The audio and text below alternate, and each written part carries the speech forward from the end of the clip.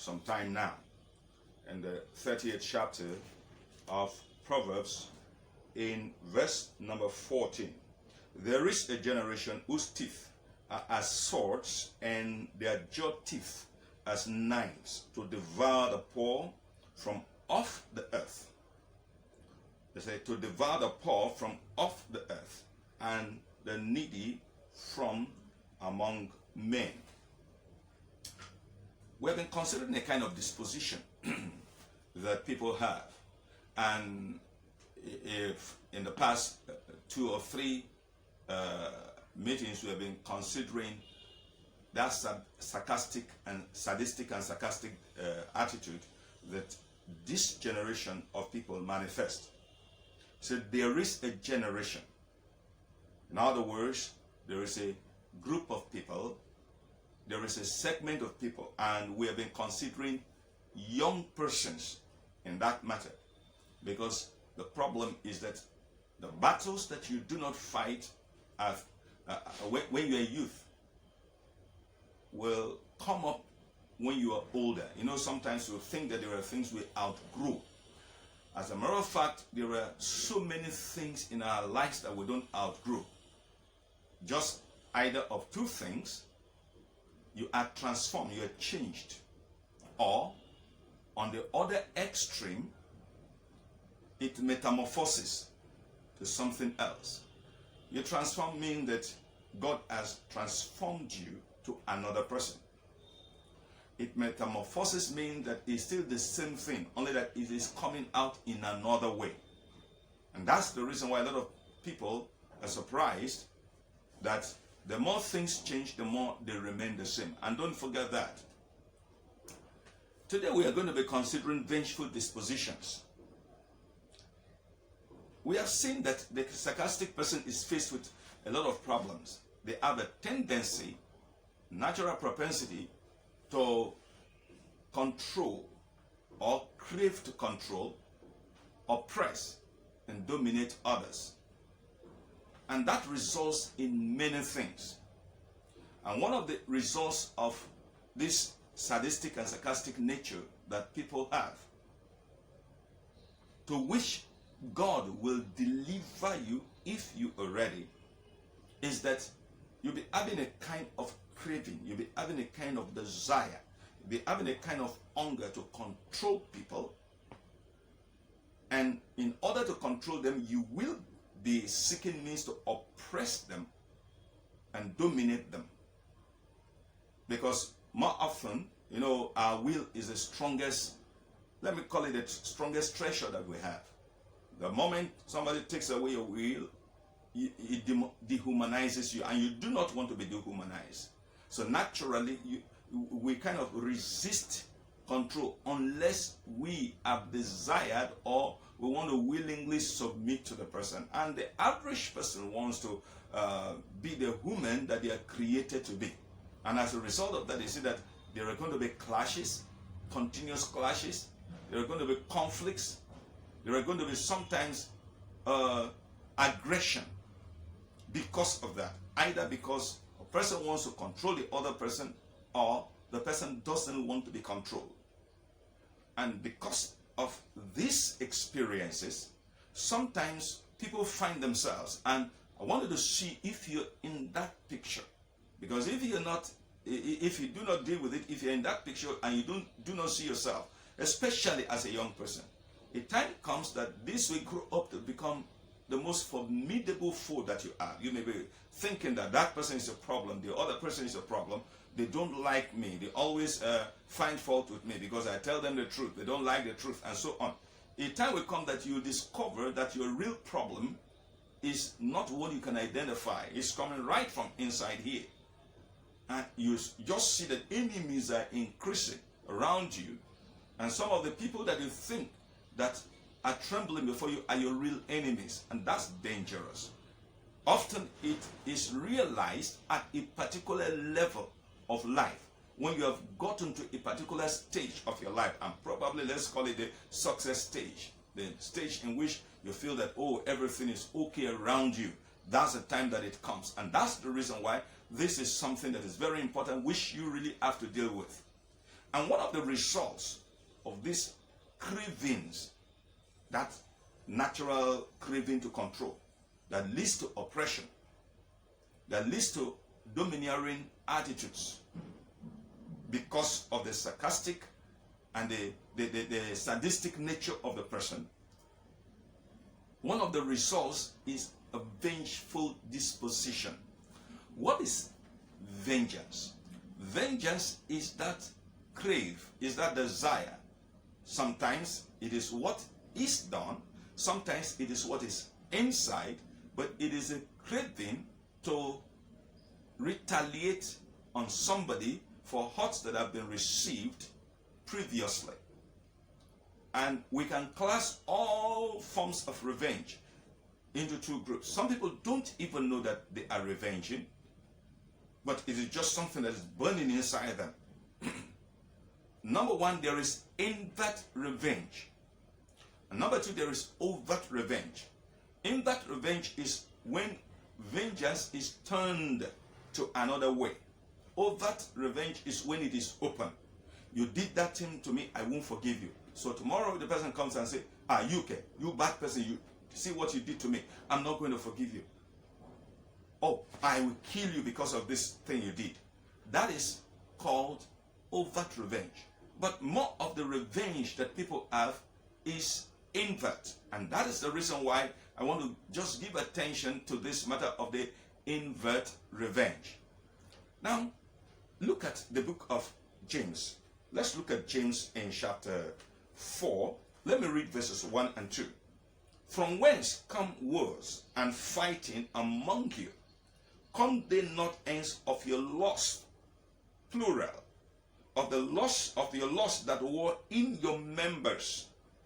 You lost and have not, you kill because of that lust. Lust here is not necessarily talking about the desire for fornication, that it may include it, but it's talking about the cravings. That's what it means. The craving desires of the heart. Now, read it with that understanding. Say, you even, okay, let me repeat it. Say, from whence come wars and fightings among you? Come they not because of the cravings of your heart and that war in your members? You lost. You have cravings and have not. More often, you do not get the satisfaction for those cravings. You kill as a result of those cravings and desire to have the satisfaction and cannot obtain. You fight and war. So you see, the reason why we have a lot of troubles amongst us, even as believers, they struggle, husbands and wives. You see siblings, you see family members, you see members in the same church, you see members in one church against another church. You see even pastors, pulpit preachers. You see people carrying the Bible. Why is there so much of this trouble? More often it is linked to this issue of vengeance. Because a lot of people, especially this generation of people, now if you notice, you say that they're seeking to destroy the poor from the earth, the needy from among men. So it is something, it is a kind of power struggle that comes in. A desire to undo the other person. Why? Because of some things that have happened. In other words, you gave me pain, I will give you more pain. You disappointed me, I will give you more disappointments. You failed me, I'll make more failures available for you. Let me just give you a little instance. Something happened several years ago. A choir leader in a large church, a large growing church, the choir leader, he felt that he was undermined by the pastor. So there was a program that was held. And they had prepared themselves to sing. They were set to sing. But deliberately, the choir master came late to the program. And they knew that if he was not there, it was not going to work. Everybody was waiting. They were waiting. The praise worship session was over. They were just waiting to invite the guest speaker after the choir ministered. But the choir was not there. And as a result of that, the program was held for almost 20 minutes. They were singing, praying, waiting for the choir master to come. Why? Because he wanted to register his grievances. Now you may look at it that he just trying to be loud. He wants to speak up. No, that is revenge. In the choir again, two people in the choir, very important people in the choir. If in fact they needed them to sing in order to give the mix in that song. But that day they were absent from church. And when people had them presenting that song, in spite of them, they actually sang, but when people had them presenting that song, they knew that the mix was not complete because the two angels were not present. They registered their revenge all right. Now the point is that people revenge. Husbands revenge against wives, wives against revenge against children, especially when it has become their way. Their natural, it has become a part of their human disposition. And a lot of believers do not know that it often starts from an early age. They grow up with it until it has become a part of them, and they do it without thinking. And there is this set of people, this generation, that have these sharp teeth like swords to devour the poor from off the earth and the needy from among men. Those people that are in that generation, they revenge and see it as a delight. It becomes like a kind of sadistic disposition that they want to see people suffer. And as a child of God, if you do not deal with it now, you get to a point it becomes your most formidable foe. You may be thinking that it's witches and wizards and evil spirits that are fighting against you, but that is your real demon. You've been nursing it without knowing. You've been nourishing it without knowing. You'll be investing into it without knowing. And it will destroy not just the people around you, it will destroy you eventually. Now the problem with it is that it makes you destroy the people that you need. And worse, the people that you need most, it makes you destroy them. Can you imagine King Saul killing the high priest of his time? After he has killed him, a time came, he expected God to answer him. There was no high priest to stand. That was one of the people that he needed most. But because of a lust for vengeance, he killed him. Sometimes it makes people impulsive. 3 things I will talk about briefly. For you to be able to understand that you have a deliberate attempt to destroy coming up within you. You just want to see, this person didn't go with me. This person didn't agree with me. This thing is not working for me. So you see that there is a kind of deliberate attempt within you to destroy those things. It will come sometimes through gossip. Why do people gossip other people? You don't gossip people that are in your good books, people that have not offended you, people that you do not have a problem with. Naturally, you don't gossip them. You don't slander them. But why is it that some people have taken it upon themselves to gossip others? And if you see yourself that you're always driven to gossip, ask yourself, why do I want to gossip him? Why do I want to slander him? Why do I want to carry an evil report about him? Why do I want to show how bad he is, how bad she is? Sometimes, you see, there are people that begin to criticize other people unjustly. Vengeance. It will have, if you don't deal with it, you get married, you find yourself doing that thing to your wife. You find yourself doing that thing to your husband. You find yourself doing that thing to your children. You just criticize them unnecessarily. Sometimes you'll be wondering, but what did I do to deserve this? You begin to criticize people unjustly, unfairly. Begin to mistreat them. And that is because of a vengeful disposition that has developed inside you over time. You need to conquer it. It doesn't matter.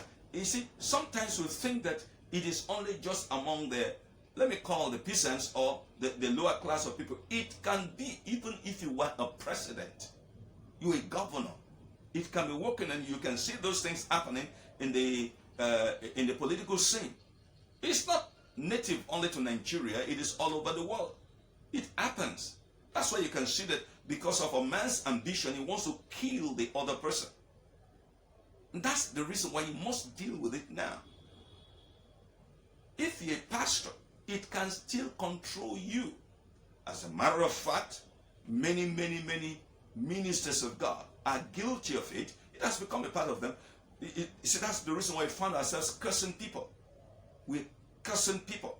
And people think that it is just a supernatural ability that brings that to. More often than not, it is a vengeful disposition that has dwelt there. And it has been groomed, it has been nurtured, it has been fed, it has been nourished, it has been built up over time. It wasn't dealt with. All classes of people revenge, but there are sometimes it is more pronounced in some constitutions, human constitutions, because of some people's nature than it is in others. So you find yourself, there are cases you have overt demonstration of vengefulness, but when it is invert, you can explain it away. You can give good reasons why you have to say that, why you have to curse, why you have to harm that person, why you have to undo that person, why you have to do that thing, but it is vengeance. Once it is vengeance, it becomes deadly. Now the second thing is that there's a drive to inflict pain on others. In other words, sometimes people hurt you knowingly or sometimes unknowingly. Sometimes because of even in words that people speak. Some people don't know how to communicate the words that they should communicate at appropriate times. And when they do it, sometimes they can be hurt. Emotionally, mentally, psychologically, and physically. And so some people, the moment they are hurt, they have a drive to make sure that they give it back. That's why you see people quarreling. If it is not for vengeful purposes, people will not quarrel. We are not animals. We are humans. We have sense. We have respect. We have discipline. We are humans that know what it is that is right and what it is that is not right. But why do people quarrel? Adults quarrel. Not only children, adults quarrel. Even believers quarrel. I mean that people who are born again, spirit-filled, tongue-talking, they quarrel. But why did they quarrel? You won't quarrel if there is no vengeful dispositions manifested. And if for any reason you argue, you'll be able to settle your arguments. One of the reasons why a lot of people are going to hell and they're destroying themselves, and before they actually go to hell on earth, they are destroying themselves, is because of lack of forgiveness. But why can't you forgive? Sometimes people say, I've forgiven him. It doesn't matter. But deep down inside their heart, they are just wishing for something to happen so that they will say, hey, it has happened. Have you ever felt in your heart, because somebody hurt you, that the person should suffer, even though you didn't do anything, you didn't act or you didn't react, but inside your heart, it is the person's suffering that will satisfy you? That's a vengeful spirit. It's a disposition that is dangerous. Let me remind you, in Luke chapter 9, at your devotional time, read it from 59 down. The Bible talks about Jesus Christ on the way to Jerusalem, and they wanted to spend time in one of the cities of Samaria. And the people said, don't come, don't enter our village. And when they brought back that report, James and John said, Lord, it's an insult. Do you want us to call down fire from heaven to destroy these people like Elijah did? I know that that's what people are craving for. They want that kind of anointing that will enable them to draw down fire from heaven, like Elijah did. These people, in fact, they were disrespectful to the master, all right. But the disciples were hurt, and Jesus Christ rebuked them.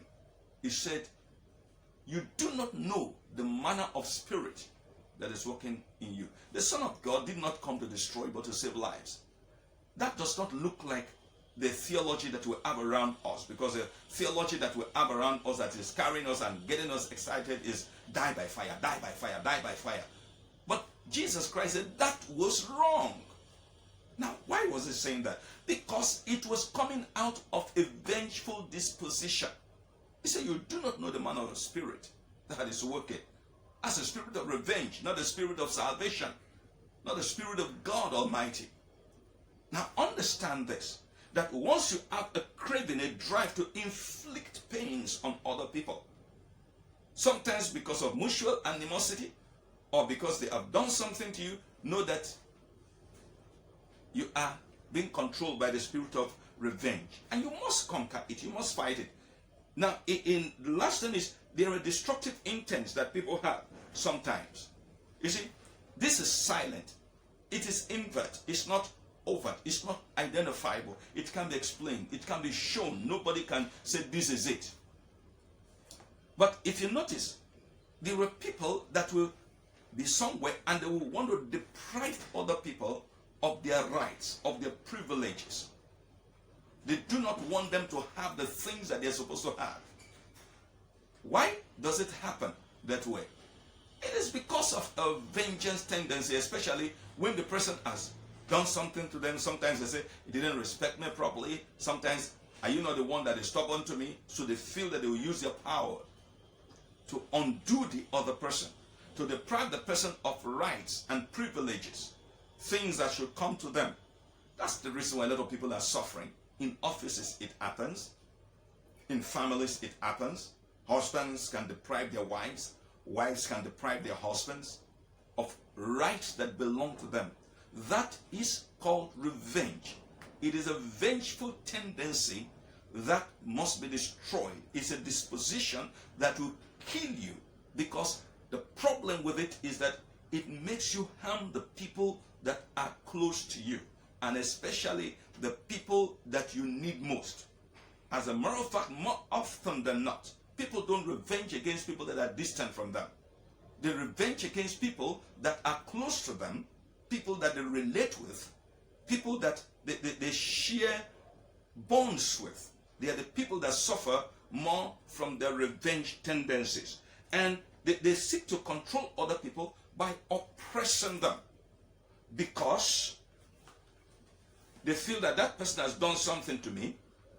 That's called a destructive intent.